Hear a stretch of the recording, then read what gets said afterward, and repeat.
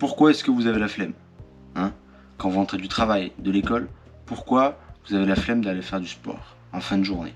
Pourquoi vous avez la flemme de faire du sport en rentrant du travail ou de l'école en fin de journée notamment? Et bien souvent parce que vous n'êtes pas motivé.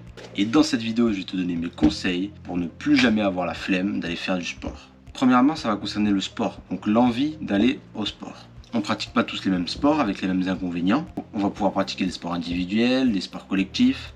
Il faut que le sport vous plaise. Il faut que vous vous y retrouvez là-dedans. Il ne faut pas que ce soit un sport par obligation.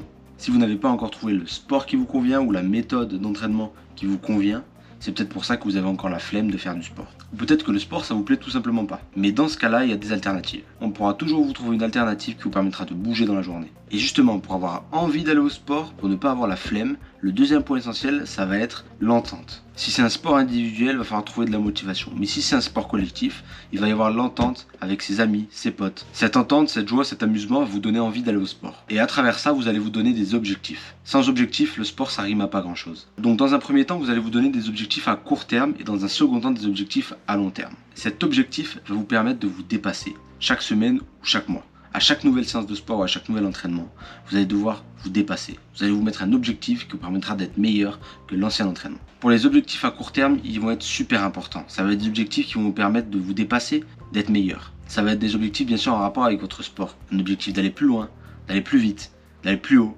d'arriver à faire une nouvelle figure, d'arriver à battre cette personne, d'arriver à battre mon pote. Aujourd'hui je le bats pas, demain je le battrai.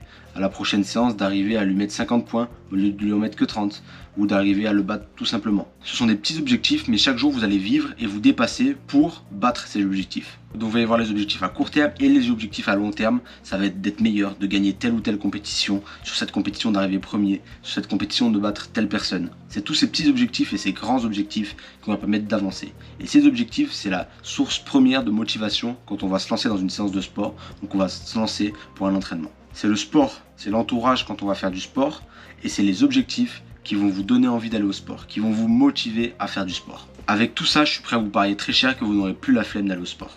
Le sport, ça ne deviendra plus une corvée. Le sport, il faut que ce soit un plaisir, une réussite. Il faut que chaque jour, vous pensez à la séance de musculation, à l'entraînement que vous allez faire le soir. Ça devient un objectif dans la journée. Sur ce, moi j'espère que la vidéo t'a plu et qu'elle va te permettre de rester motivé. Et grâce à mes astuces, tu combattras ta flemme. Je t'invite à partager cette vidéo à tes amis qui ont la flemme d'aller au sport. Je t'invite à t'abonner à ma chaîne YouTube en cliquant sur le bouton rouge juste en dessous et à liker la vidéo. Moi j'ai plus qu'une chose à te dire, à toi de jouer.